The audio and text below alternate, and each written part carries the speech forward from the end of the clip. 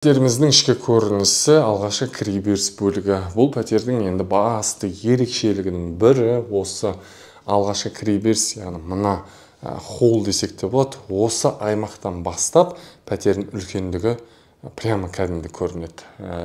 Осы бөлмеден бастап пәтердің әрбір элементтері жанға бір жақын, жайлы, және де ең бастысы богато дейді, богато көрініп тұр.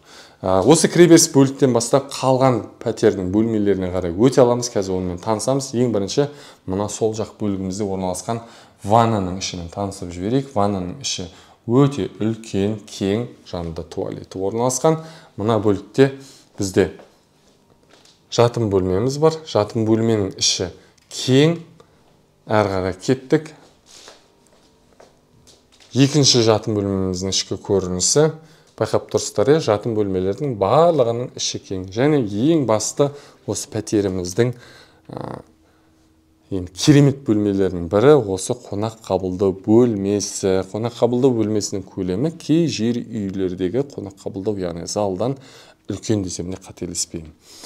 Кеттік, әрі қарай ас бөлмеге қарай өтейік. Ас бөлменің мынау ішкі көрінісі, ас бөлменің жиһаздары, ас бөлмесі де өте кең, үлкен. Достар, дәл осы пәтерді сатып алғыңыз келсе, төменде көрсетілген телефон номеріне хабарлассаңыздар болады. Жақсы, рахмет.